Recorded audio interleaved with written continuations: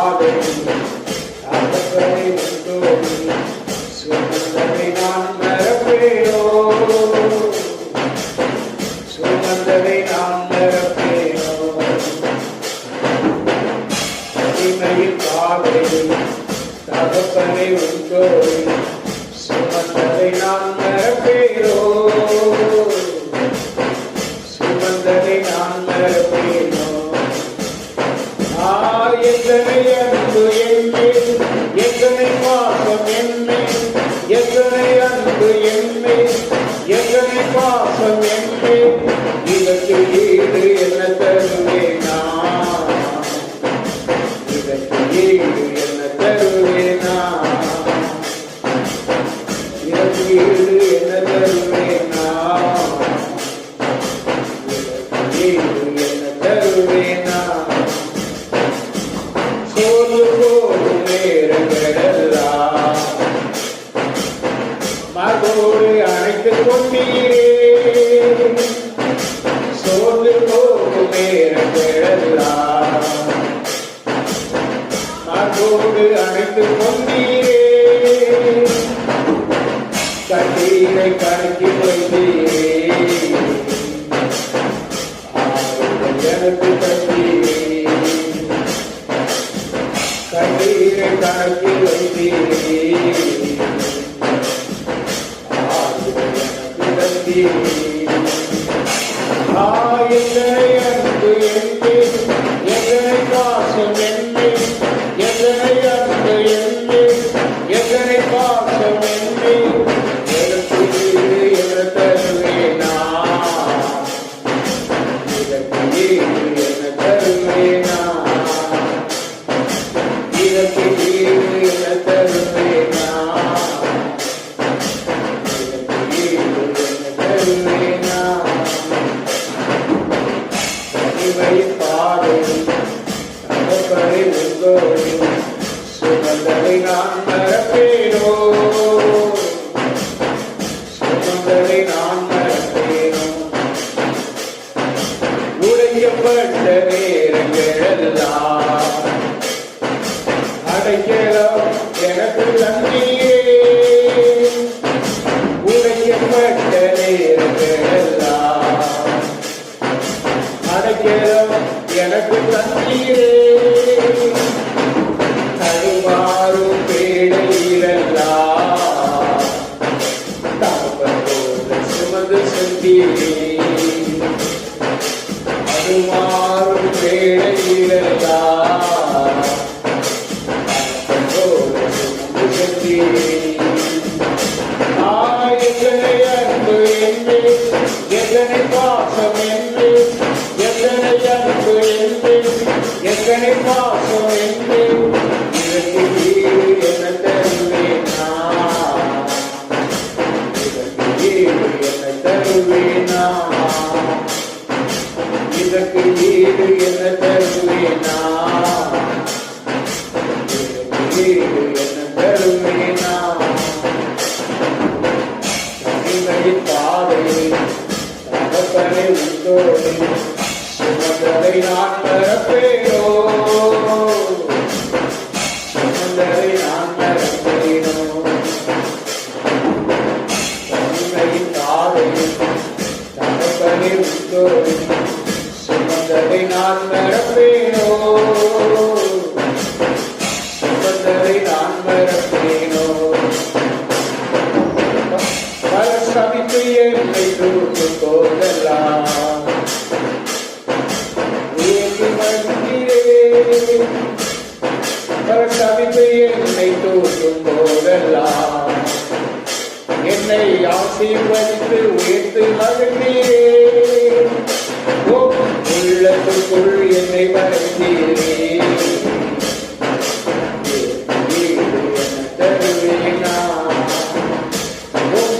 உள்ளத்துக்குள் என்னை மறைந்தீரே, என்னை தருவேனா. அடிமையின் பாதை தகப்பனை உண்டோடி சுமந்ததை நான் மறப்பேனோ, சுமந்ததை நான் மறப்பேனோ.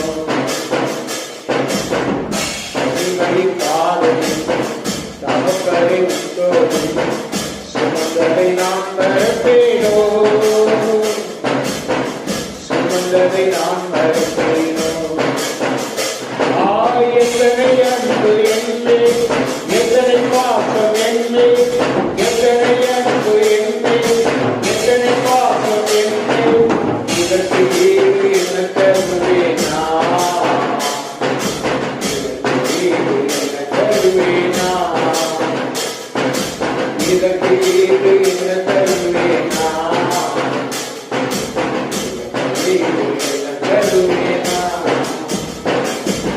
இதற்கு ஈடு என்ன தருவேனா? ஈடு என்ன தருவேனா?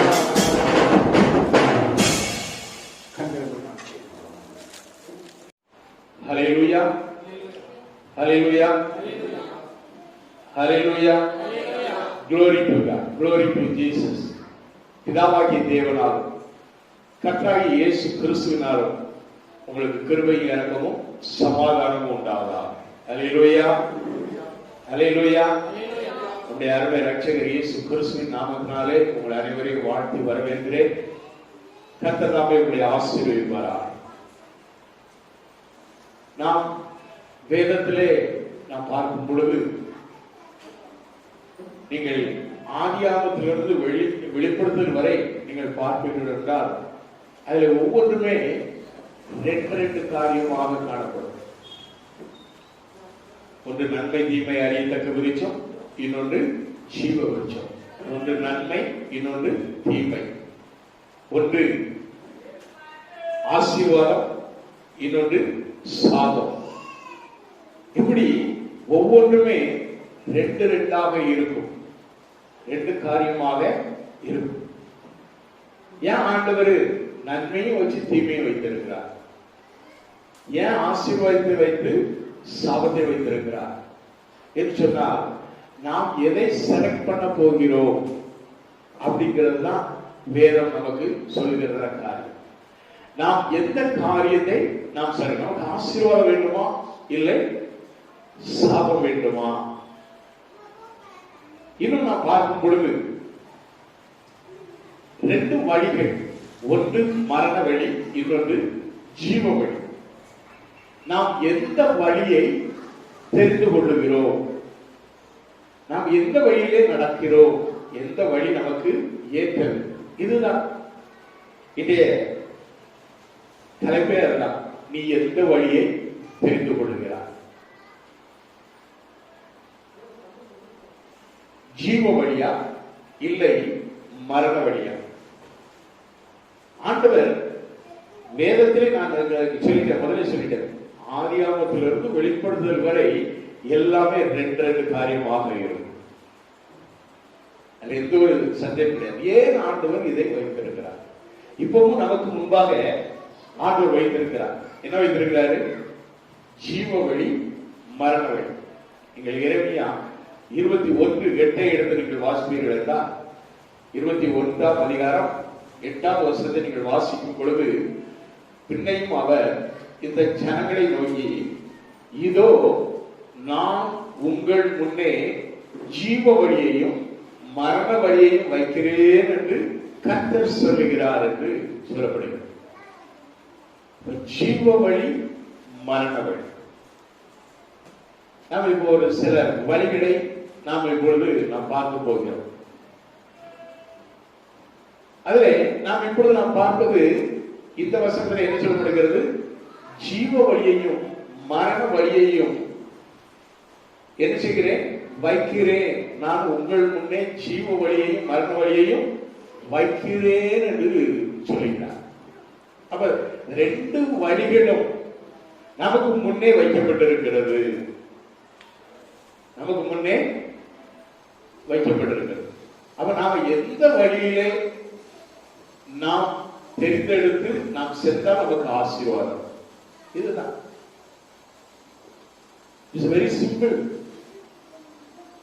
நாம் எந்த வழியிலே நடந்தால் நமக்கு ஆசீர்வாதம் கிடைக்கும், எந்த வழி நமக்கு ஆசீர்வாதத்தை தரும் அப்படிங்கிறத நாம் என்ன செய்யணும்? சிந்திக்க கடமைப்பட்டவர்களாய் காணப்படுகிறோம். வேதம் நமக்கு ஆதியிலிருந்து வெளிப்படுத்துதல் வரை நமக்கு இதைத்தான் கற்றுக் கொடுக்கிறது. ஆதி மனிதன் ஆதாம் ஏவாள் இவர்கள் ஏதேன் தோட்டத்திலே ஆண்டவர் என்ன செய்தார்? எல்லா ஆசீர்வாதங்களை தந்து அவர்களுக்கு புசிப்பதற்கு எல்லா மிருக ஜீவன்கள்ல இருந்து கனிகள்ல இருந்து பயிர் வகைகள் எல்லாவற்றையும் கொடுத்தார். ஆனால் 2 காரியத்தை முன்வைத்தார். ஒன்று நன்மை தீமையை அறியத்தக்க ஒரு விருட்சம், ஒன்று ஜீவ விருட்சம். இதுல நீ இதை புசித்தால் நீ சாகவே சாவாய் என்று சொல்லி சொன்னார். அடுத்த படத்தையும் அவர் என்ன செய்தார்? அப்படித்தான் வைத்தார். 2 இதுல வச்சு 2 கொடுத்துட்டு 1 புடிச்சு அவர் தெளிவா சொல்லிட்டார், நீ இதை புசிக்கினாலே நீ நினைச்சவா சாவாய். அப்ப இன்னொன்னு ஆண்டவர் சொல்லல, சஸ்பென்ஸ்ல வச்சிருந்தாரு. அப்படிதானே? ஒண்ணு இதை நீ புசிக்கினாலே சாவாய் சொல்லிட்டார். அப்ப இதை புசித்தால் உனக்கு ஆசீர்வாதம். இவ்வளவு கூட ஒரு சிம்பிள் மேஜிக் தானே. ஆனால் சாத்தான் அவரிடத்திலே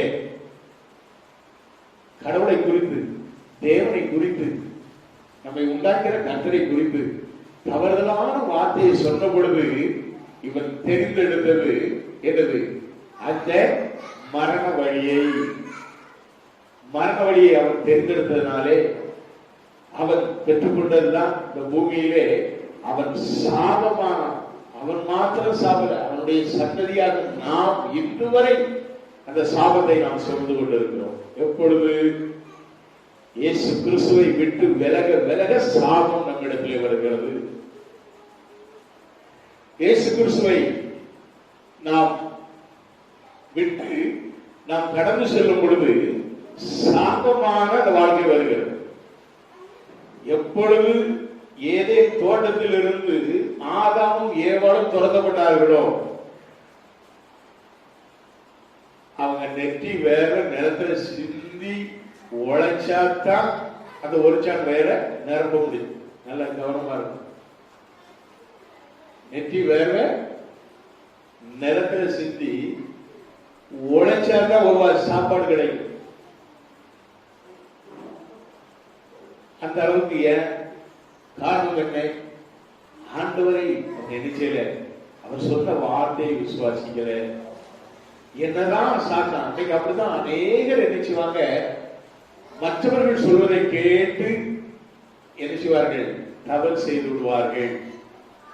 மற்றவர்கள் சொல்லும் வார்த்தையை கேட்டு தப்பு பண்ணிடுவாங்க. எப்படிலாம் தப்பு பண்றாங்க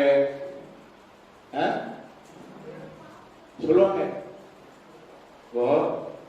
ஒண்ணு இல்ல, இந்த கொரோனா பீரியட்ல ஆல்கஹால் கிட்டத்தட்ட ஒரு மோர் தென் 80% 90% இருக்கும். நம்ம யூஸ் பண்ற அந்த சானிடைசர்ல ஆல்கஹால் கிட்டத்தட்ட 89% 90% இருக்கு. உடனே ஆல்கஹால் அப்படின்னு சொன்ன இவனுக்கு வாரது என்னது? என்னென்ன வருது? நல்ல சாராயமும் பிராண்டியும் அடிச்சுட்டா உடனே என்னது? ஆல்கஹால் நமக்குள்ள இருக்கு, கொரோனா வராது. எப்படி என்ன உன்னுடைய புத்தி? மருத்துவம் சொல்லக்கூடிய அந்த காரியத்தை சில நண்பர்களோ சில அது சாத்தான் மூலமாக வரக்கூடிய வார்த்தை தான். ஆல்கஹால், அதுலதான் ஆல்கஹால் ஜாஸ்தி இருக்கு. எதுல? பிராண்டியில. அது உள்ள போய் என்ன செய்யும் தெரியுமா? கொரோனா வருவதற்கு என்னென்ன வழி உண்டோ அத்தனையும் செய்யணும். லிவர் டேமேஜ் பண்ணும், கிட்னி டேமேஜ் பண்ணும், பிளட்ல ஆல்கஹால் போயிடும், எல்லாம் போய் அவனுடைய இது ஒவ்வொரு பார்ட்ஸ்களும் பலவீனமாகும் போது கொரோனா எங்க இருந்தாலும் தேடி வந்து ஓடிடும். புரியுதா? ஹாஸ்பிட்டல்ல இந்த ஐசோலேஷன் ஹாஸ்பிட்டல் இது இப்போ இல்ல, இப்பதான் ரொம்ப இதெல்லாம் ஃபங்க்ஷன் ஆகிட்டு இருக்கு. ஆனா முன்னாலே இது ஃபங்க்ஷன் ஆச்சு. யாருக்கு அந்த ஐசோலேஷன் வச்சிருந்தாங்க? சும்மா டிபி பேஷண்ட். இந்த டிபி பேஷண்ட்ல நான் பார்த்தேன், நான் உள்ள போயிருக்கிறேன். ஏன்னா நம்ம சபையை சார்ந்த சிலர் அங்க உள்ள போட்டி ஒரு நிலைமை இருந்தது. அப்ப அவங்களை அங்க கூட்டு போய் அவங்களுக்கு ரெக்கமெண்ட் பண்ண வேண்டியது. ஏன்னா அவன் காரி துப்புறான். எத்தனை தடவை இவங்களுக்கு மருந்து கொடுத்து மாத்திரை இங்க போடுதுன்னு சொன்னா காலையில மருந்து வரமாட்டான், இவங்களுக்கு கொடுக்கவே மாட்டான், இவங்க அப்படியே சாப்பிடணும் அப்படின்னு சொல்லி சொல்றான். அந்த ஐசோலேஷனுக்குள்ள நான் போனேன். போய் அவங்கள்ட்ட சொன்னேன், எப்பா அது அன்னைக்கு இப்போ வந்து மாட்டிட்டான், இப்போ வந்து அவன் கண்டிப்பா அவன் உயிருக்கு பயம் வந்தது, கண்டிப்பா நீ எழுச்சி கொடுக்க அவன் சாப்பிடுவான்னு சொல்லி அந்த டாக்டர்கள்ட்ட அங்க உள்ளவங்கள்ட்ட ரெக்கமெண்ட் பண்ணி அப்படியாக கொடுத்து வச்சிருக்கிறேன். அது எதுக்காக தெரியுமா? அங்க அது நோய்க்காக அந்த ஹாஸ்பிட்டல் ஐசோலேஷன் அவங்க எதுவும் தனியா இது பண்ணி பெட்ல போட்டு அங்க எது பண்ணுவோம், ஐசோலேட் பண்ணி அவங்களுக்கு எது வெண்டிலேஷன் கொடுத்துருவாங்க. வெண்டிலேட்டர்ல போட்டு ஆக்சிஜன் எல்லாம் கொடுப்பாங்க. ஏன்னா எல்லாம் லங்ஸ் எல்லாம் சோரி பிடிச்சு போய் கிடக்குங்க. எதனால சொல்லி முடிஞ்சது? லங்ஸ் எதனால அப்படி ஆச்சு? குடிச்சு குடிச்சு குடிச்சு, வேற ஒண்ணும் இல்லை. டிபிஐ இவன் எடுத்துக்கிட்டதே அப்படினாலதான். அதை குடியோடு சேர்த்து என்ன பண்ணுவான், அப்படியே சிகரெட்டு பீடி இந்த காரியங்களையும் அவன் எழுச்சுவான், செயலாடுவான். இப்படி ஒவ்வொன்றும் பண்ண பண்ண பண்ண பண்ண கடைசியில அவனுக்கு எல்லா நோயும் சேர்ந்து வரும். அப்படித்தான் நோயை இழுத்து கொண்டார். அப்படித்தான் ஐசோலேஷன்ல போயிருந்தாங்க. இப்போ யாருக்கு லங்ஸ் வீக்கா இருக்கோ, லங்ஸ் வீக்கா இருக்கும், அவங்க எல்லாம் எச்சரிக்கையா இருக்கணும்னு சொல்லிட்டு சொல்லு. ஏன்னா அவங்களுக்கு தான் ஈஸியா அந்த நோய் வரும் அப்படின்னு. அதனால கவனமா நாம் நம்முடைய வழிகளை மாற்ற வேண்டும். வேதம் என்ன சொல்லுகிறது என்று சொல்லி பார்ப்போம் என்றால், எரேமியா 6:16 நான் வாசிக்கும் பொழுது, எரேமியா 6:16 வாசிக்கும் பொழுது, வழிகளிலே நின்று பூர்வ பாதைகள் எவை என்று கேட்டு விசாரித்து நல்ல வழி எங்கே என்று பார்த்து அதிலே நடவுங்கள். எந்த வழி? நல்ல வழி. அந்த நல்ல வழி எதுன்னு கேட்டு என்ன செய்யணும்? நடக்கணும்.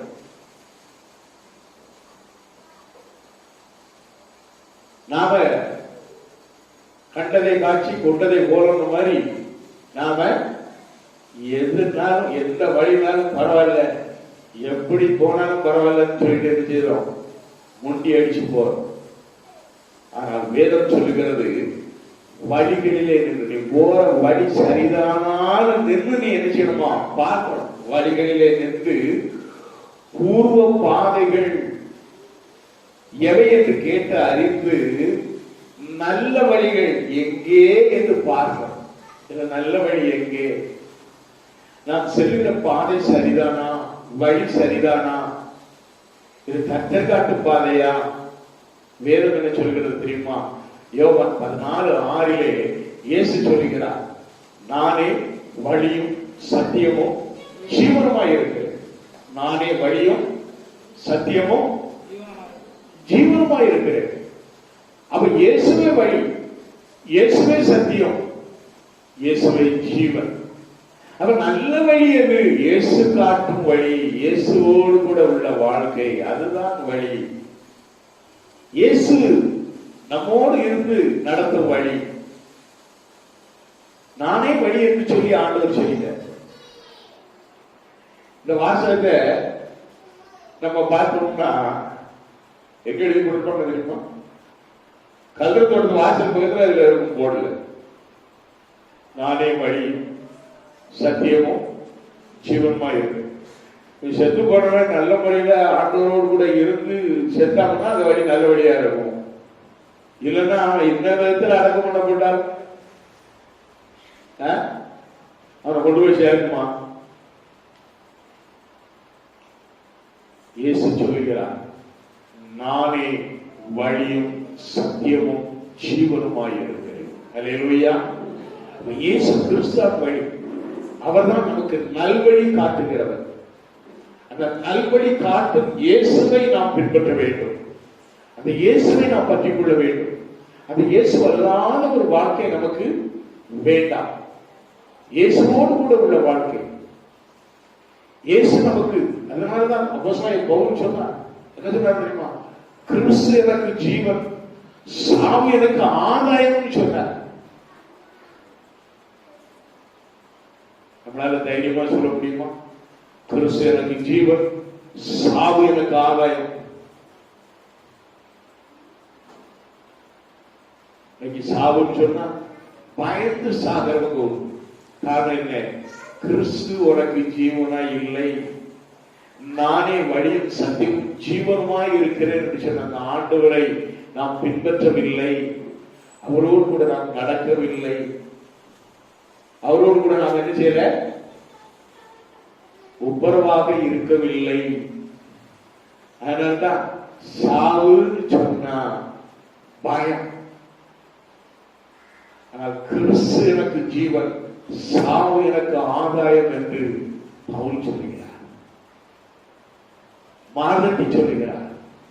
நாமும் அப்படி தைரியமா சொல்லணும். உலகத்தில் இருக்கும் பொழுது கிறிஸ்து என்னோடு கூட இருந்தார். நான் இஸ்ரவேலில் இருக்கும்போது அப்படிதான் நான் சொன்னேன், ஆண்டவரே இப்போ என்ன நடக்க போகுதுன்னு எனக்கு தெரியல ஆண்டவரே. ஒருவேளை என் ஜீவன் இன்னைக்கு போச்சு அப்படின்னு சொன்னா, ஒருவேளை என் ஜீவன் இன்னைக்கு போச்சுன்னு சொன்னா, இந்த உலகத்துல நான் வாழ்ந்த பொழுது இது என்னோடு கூட இருந்து நான் மறித்தால் நான் உம்மோடு கூட இருக்கணும். இரத்தத்தால் என்னை கழுவும். ஆண்டவருடைய ரத்தம் அப்படியே என் மேல ஊற்றி, அவ்வளவுதான். வார்த்தையை சொன்ன அடுத்த நிமிஷத்திலிருந்து ஆண்டவருடைய ரத்தம் என் மேல ஊற்றப்பட்டு கொண்டே இருக்கிறது. ரத்தம் என் மேல ஊற்றப்பட்டு கொண்டே இருந்தது. கொஞ்ச நேரத்தில் ஒரு பிரகாசமான ஒரு ஒளியிலே ஒரு சிரித்த முகத்தோடு ஆண்டவராகிய இயேசு கிறிஸ்துவை நான் காண கர்த்தர் எனக்கு உதவி செய்தார். ஒரு சிரித்த முகம் அப்படியே தோண்டி கொஞ்ச நேரத்தில் அப்படியே மறைந்தது. மறித்திருந்த என் சரீரம் அசைவு கொண்டது. ஹல்லேலூயா. நடுமே செய்வேன். எந்த டைம்னு எனக்கு தெரியாது. திடீர்னு நான் முடிச்சு பார்க்கேன். நாங்க அந்த ஐசியூ யூனிட்ல இருந்த நர்ஸ் முதலோட எல்லாரும் குப்பரை விழுந்து படுத்து தூங்கிட்டு இருக்காங்க. ஆனால் நான் நித்திரை தெழுந்து எழுந்தேன், உயிர் தெழுந்தேன் என்றுதான் சொல்றேன். ஹல்லேலூயா. அருமையான தேவனுடைய பிள்ளைகளே, கிறிஸ்து எனக்கு ஜீவன், சாவு எனக்கு ஆதாயம் என்று அப்போஸ்தலனாகிய பவுல் சொல்கிறார். மூன்றாவதாக மத்தேயு 7ஆம் அதிகாரம் 13-14 நாம் வாசிக்கும் பொழுது, இடுக்கமான வாசல் வழியாய் பிரவேசியுங்கள். அது என்ன சொல்லப்படுது? இடுக்கமான வாசல் வழியாய். வாசிக்கும் மத்தேயு 7:13-14.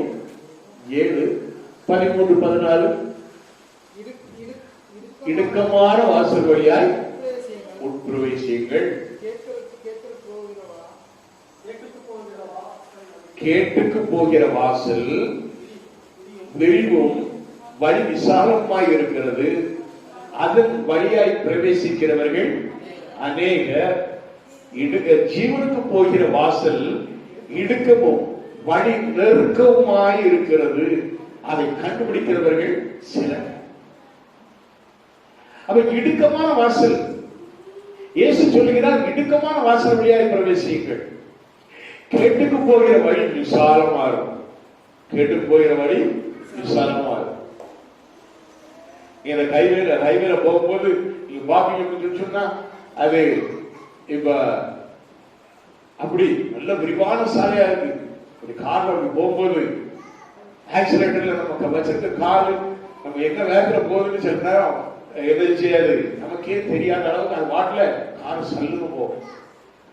120 கிலோமீட்டர் வரை நான் டச் பண்ணியிருக்கிறேன். அது மேல நான் முயற்சி பண்ணல. திடீர்னு ஒரு தடவை பார்க்கும்போது 110 நம்ம போயிட்டு இருக்கிற உடனே சரி ஒரு 10 கிலோமீட்டர் அப்படி ரேஸ் பண்ணி பார்ப்போம் அப்படின்னு சொல்லிட்டு பார்த்தேன். ஆனா உடனே டவுன் பண்ணிட்டேன். அது விசாலமான பாதை. கொஞ்சம் அசந்தான் வண்டி எத்தனை குட்டிகரணம் அடிக்கும், நாம இருப்போமா போய் சேருவோமா? கடவுள் பேர்ல தப்பு சொல்லவே கூடாது.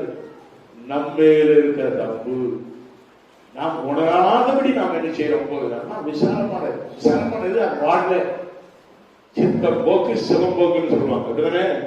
அப்படியே போயிடுவான், அப்படியே போயிடுவான். யாரு எங்க கூப்பிட்டாலும் போயிடுவான். யாரு? ஆனா இடுக்கமான வாசல்ல பிரவேசிங்க. உங்களுக்கு சர்ச்சுக்கு வர்றது இடுக்கமான வாசல் தான். வர்றதுக்கு எவ்வளவு யோசனை, எவ்வளவு யோசனை, எவ்வளவு தடங்கள், எவ்வளவு எரிச்சல். காலையில எந்திரிக்கணுமே, நேரத்தோட எந்திரிக்கணுமே. காலையில் அது வேற 9 மணிக்கே சொல்லிட்டு இருக்காரு. இப்படி இடுக்கமான வாசல். ஆனா அந்த இடுக்கமான வாசல்களை தெரிந்தெடுப்பவர்கள் எவ்வளவு சிலர் சொல்லப்படுது. சிலர், ஒரு சிலர் தான் இந்த வாசலுக்குள்ள பிரவேசிக்கணும் அப்படின்னு சொல்லிட்டு வராங்க. அருமையான தேவனுடைய பிள்ளைகளை, வேதம் தெளிவாக சொல்லுது. அப்போ பவுல் சீஷர்களோடு பேசும் பொழுது, உடன் வேலைக்காரர்களோடு பேசும் பொழுது அப்போஸ்தலர் 14:22 சொல்கிறார், நாம் உபத்திரவத்தின் வழியாக இந்த சுவிசேஷத்தை கொண்டு செல்ல வேண்டும் சொன்னார். உபத்திரத்தின் வழி, ஊழியக்காரன் அறுபது உபத்திரவத்தின் வழி அப்படிங்கிறத அவர் தெளிவா சொல்றாரு. இப்பெல்லாம் சிலவங்க நினைக்காங்க ஊழியம் சொன்னா அப்படியே ரொம்ப ஜாலியா ஹாயா இருக்கலாம் அப்படின்னு சொல்லி.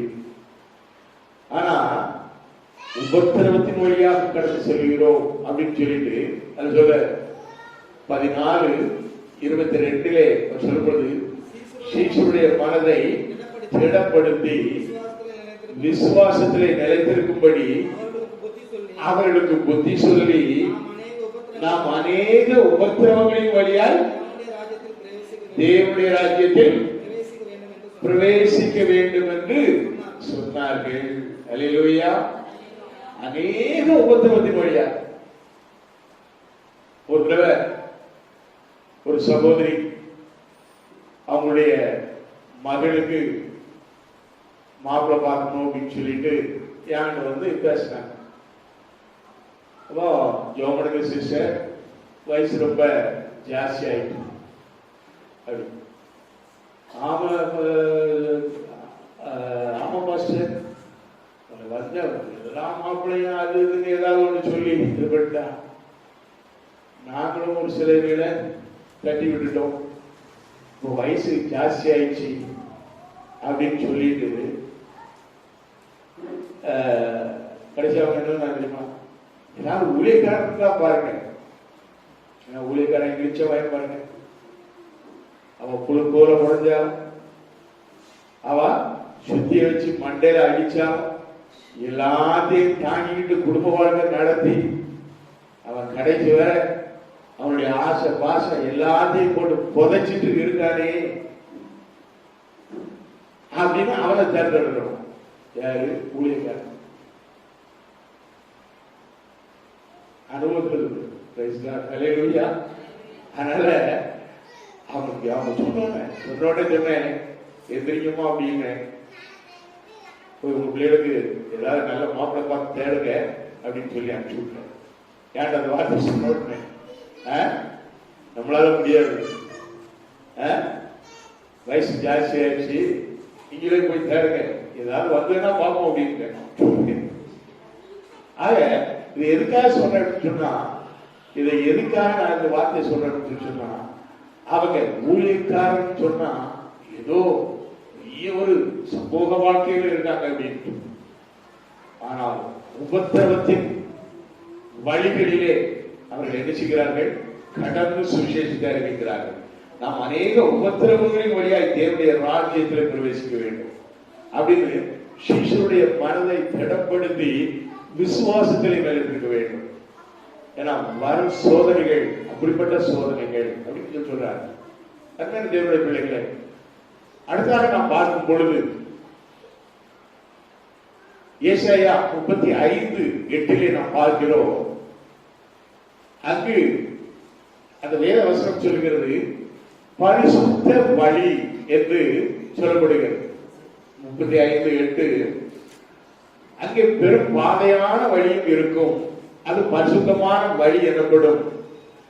தீட்டுள்ளவன் அதிலே நடந்து வருவதில்லை, அந்த வழியில் நடக்கிறவர்கள் பேதையாக இருந்தாலும் திசை கெட்டு போவதில்லை.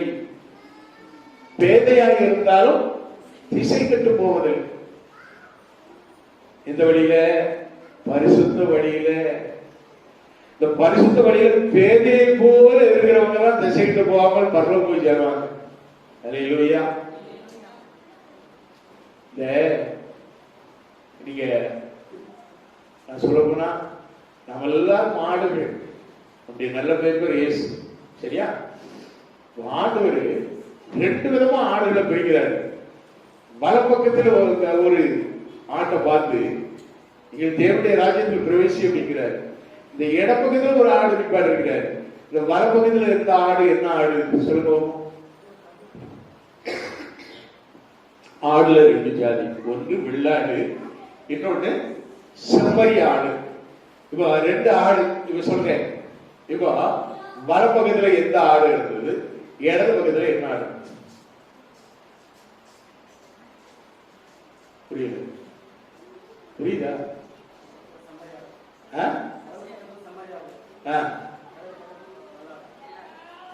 எப்படி சொல்றீங்க?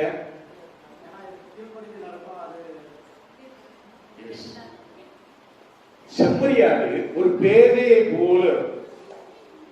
செம்மறியாடு இப்படி நடந்து வரும்போது நான் பார்த்திருக்கிறேன்.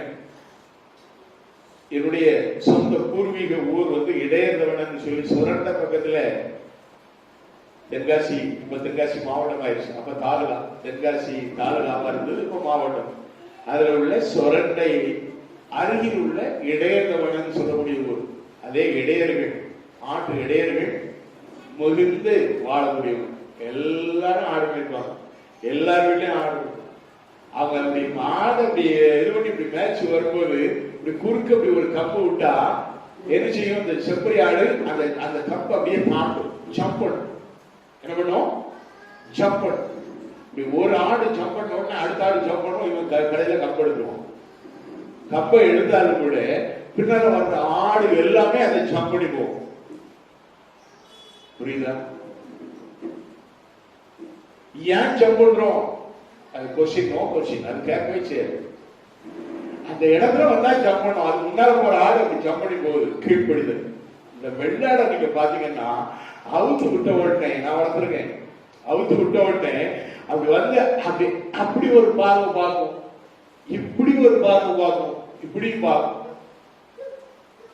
பார்த்துட்டு அது கண்ணுக்கு எந்த பக்கம் அப்படி தூரத்துல பட்சமானி தெரியுதோ அப்படி வேறும். லோத்து தேர்ந்தெடுத்தானே, லோத்து பச்சையான இடம், மலை பிரதேசமான இடம் அப்படின்னு தேர்ந்தெடுத்த சோதம் குமராவை போல தேர்ந்தெடுத்தா பாத்தீங்கன்னா அது மாதிரிதான் அந்த வெள்ளாடு கடைசியில அக்கினியால அழிவுண்டு போகக்கூடிய வாழ்வு. அன்பின் தேவனுடைய பிள்ளைகளே, பரிசுத்த வழி உங்களை பரலோகம் கொண்டு போய் சேரும். பாருங்க, அது சொல்லப்படுகிறது பெரும் பானை உண்டாயிருக்கும். இடுக்கலான வாசல் வழியா உள்ள பிரவேசி அப்படி போக போக போக ஆண்டவருடைய ஒரு பெரிய விசாலமான இடத்துல கொண்டு உன்னை நிறுத்துவார். ஒரு அலையில சொல்லுங்க, அல்லேலூயா. நீ இடுக்கமான வாசல் வழி அப்படியே போய்கிட்டு இருக்கும் போது அதுவே நெருக்கத்திலே போய் நோக்கி கூப்பிட்டு அப்படின்னு சொல்றாங்க தாவீது. அப்போ ஆண்டவர் என்ன செய்றாரு? ஒரு விசாலத்திலே கொண்டு போய் வைக்கிறார். அல்லேலூயா. அதுதான் பெரும் பாதை தோன்றும், பெரும் பாதை தோன்றும். அது பரிசுத்த வழி. இந்த இடுக்கலான வாசல்ல நீ நுழைவதற்கு நீ யோசிச்சுட்டு இருந்த அப்படின்னு சொன்னா நீ முதல்லயே பாக்குற ஒரு பெரிய பாதை. நம்ம முதல்ல வாசமே என்ன பாதை? கெட்டுக்கு போகிற பாதை. அது விரிவான பாதை. அதுல போயிட்டு அப்படியே போயிடுவேன்.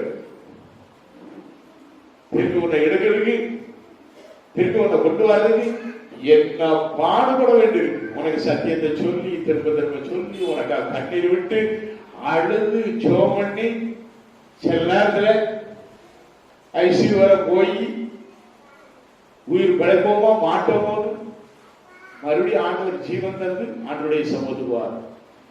முதல்ல வந்தா எப்படி இருக்கும்? முதல்ல வந்தா ஏன் நாங்க எங்களை ஆண்டவருக்கு உங்களை பார்த்து வாங்க நீ சர்ச்சில் வந்து விழுங்க அப்படின்னு அந்த வார்த்தையை ஏன் திருப்பி திருப்பி சொல்றாரு? சொல்லுங்க. நீங்கள் சத்தியத்திற்கு கீழ்ப்படிந்து இடுக்கமான வாசல் வழியாக நீங்கள் பிரவேசித்தால் உங்கள் வாழ்க்கை அப்படியே ஒரு பெரும்பாதையான பரிசுத்த வழியிலே போய் ஆசீர்வாதமான ஒரு வாழ்க்கையை நெய்யாய் பொழிகிறதான ஒரு பாதையை தேவன் உங்களுக்கு காட்டுவான். Praise God. ஹல்லேலூயா. அடுத்தது வேதம் சொல்லுகிறது, நீதிமொழிகள்ல 14:12 சொல்லுகிறது, மனுஷனுக்கு செம்மையாய் தோன்றுகிற வழி உண்டு, அது முடிவோ மரண வழி என்று சொல்லப்படுகிறது. மனுஷனுக்கு செம்மையாய் தோன்றுகிற வழி பார்க்கறதுக்கு எப்படி இருக்கும்? செம்மையான வழியா தெரியும். ஆனா அதனுடைய முடிவு என்னதான்? மரண வழி. நான் சொன்னேன், அந்த ஆடு அப்படியே திரும்பி அப்படி பார்க்கும், வெள்ளாடு இந்த பக்கம் பார்க்கும், கடைசியா போகும்பாரு அப்படியே போயிடும். நான் ஒரு நாள் இது எங்க போகுதுன்னு அந்த ஆட்டை பார்த்தேன். நான் இருந்தது கஸ்தூரி நகர் இந்த அந்த பிரிட்ஜ் பக்கம், இது இந்த பிரிட்ஜ் பக்கம், அந்த கஸ்தூரி நகர் உங்களுக்கு என்ட்ரு ஆகும்போது அங்க இருக்க அந்த பிரிட்ஜ் பக்கம் ரயில்வே ஒரு தாண்டோட அதுக்கு கொஞ்சம் தாண்டோட லெப்ட்ல. ஆனா இந்த ஆடு அப்படி போக போக நானும் அப்படியே என்ன பண்ண அங்க ஃபாலோ பண்ணிட்டு போனேன். அங்க போய் அந்த டாடா ஸ்டீல் ஃபேக்டரி இருக்கு பாத்தீங்களா? டாடா ஸ்டீல் ஃபேக்டரி ரிங் ரோட தாண்டி, இப்போ ரிங் ரோடு கிடையாது, அதை தாண்டி அந்த அந்த ஒட்டி உள்ள பகுதியில் போய்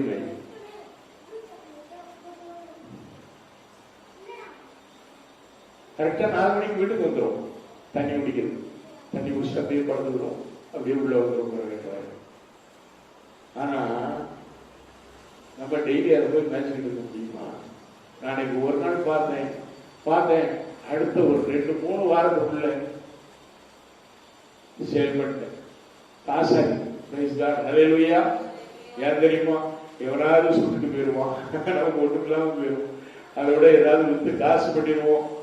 ஏன்னா ஒருத்தர் கேட்க ஆரம்பிச்சிட்டான், இதை கொடுக்க பிடிக்கலான்னு கேட்க ஆரம்பிச்சிட்டான்.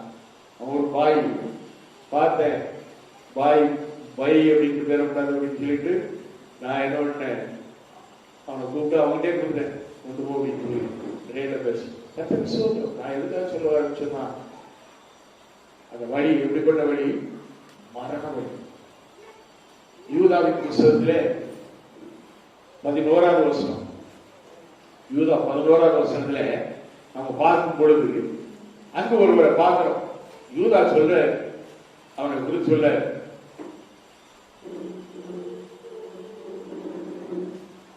வாசிங்க, இவர்களுக்கு ஐயோ, இவர்கள் காயினுடைய வழிகளில் நடந்து, இவர்கள் காயினுடைய வழியில் நடந்து. நல்ல கவனமாக, காயின் வழி. அது என்ன காயின் வழி? காயின் கூட பிறந்தவன் யாரு? ஆபேல். இந்த காயின் வழி அப்படிங்கிறது இஷ்டம் போல ஆண்டவரை இஷ்டம் போல தேடுறது, இஷ்டம் போல இருக்கிறது, இஷ்டம் போல கொடுக்கிறது. ஆனா ஆபேல் கர்த்தருக்கு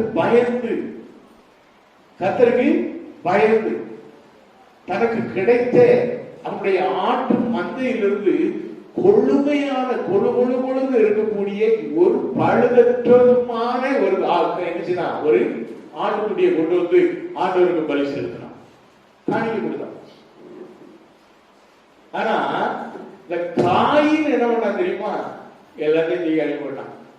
முத்தின வெண்டைக்காய், முத்தின முருங்கைக்காய், சூத்த கத்தரிக்காய் எல்லாத்தையும் போட்டு, கடவுளுக்கு தானே,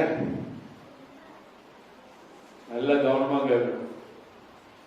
நீ கொண்டு வந்திருக்க காணிக்கை, நீ காணிக்கை பெட்டியில போட்டுருக்க. காய்கறி கடைக்கார வேண்டாம்னு சொன்னது, பால்காரன் வேண்டாம்னு சொன்னது, பலசர கடைக்காரன் வேண்டாம்னு சொன்னது, கடையில கொண்டு வந்து உங்க உண்டியல போட்டாச்சு.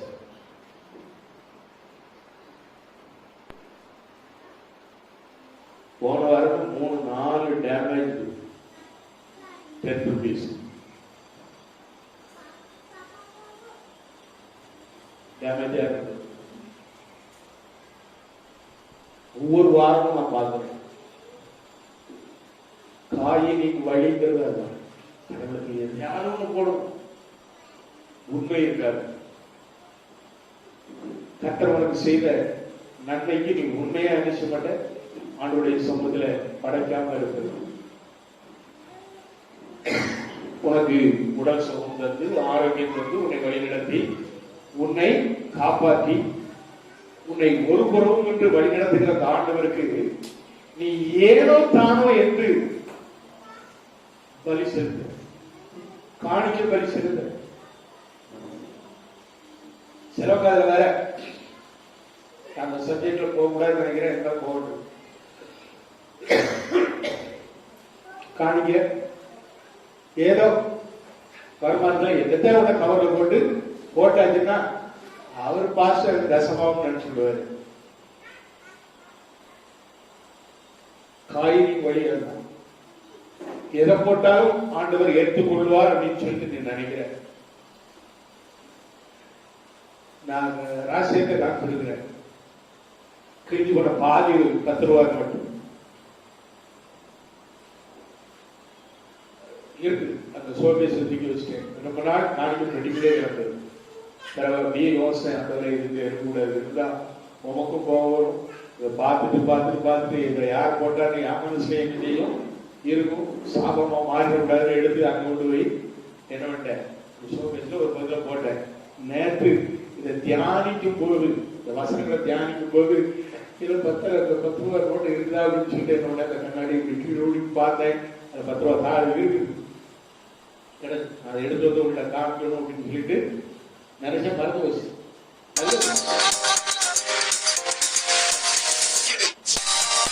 நாம இப்படியெல்லாம் என்ன செய்கிறோம், இப்படியெல்லாம் என்ன செய்கிறோம், மதம் செய்கிறோம். சாமியின் வழி என்பது போடணும் அப்படின்னு நினைக்கிறது.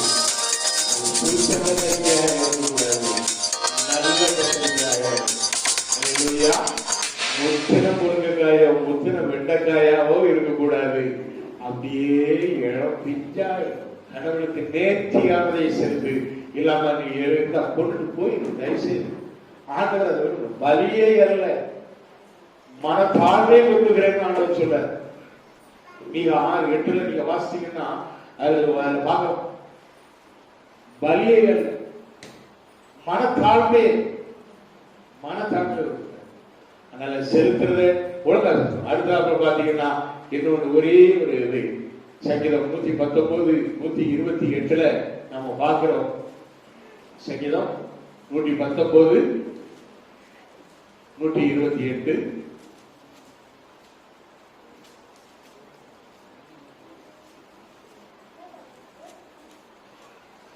எல்லாவற்றை பற்றியும் நீர் அறிந்த எல்லா கட்டளைகளும் செம்மை என்று எண்ணி சகல பொய் வழிகளையும் வெறுக்கிறேன். பொய் வழி பாருங்க, இந்த வழிகளிலேயே 100 வழி. என்ன வழி? பொய் வழி. சிசரியா சர்ச்சைக்கு வரல, ஒரு பொய், அருமையான பொய் அப்படி வாயில வச்சிருப்பாங்க. பொய் சொல்றதுல துணிச்சலான பொய். இத்தனை பேர் பைபிள் ஸ்டடி வரீங்க, கையை தூக்குவாங்க. ஏன் வரலன்னு கேட்டா அதுக்கு ஒரு பொய் வச்சிருப்பாங்க. நான் ஒரு கேள்வி கேட்டேன், பரலோகம் போகணும் அப்படின்னு சொல்லிட்டு நான் பரலோகம் போவேன், பரலோகம் போய் சேருவேன் அப்படிங்க நம்பிக்கை உள்ளவங்க கை தூக்குவோம். அவர்தான் எப்படி வைக்காம பாதி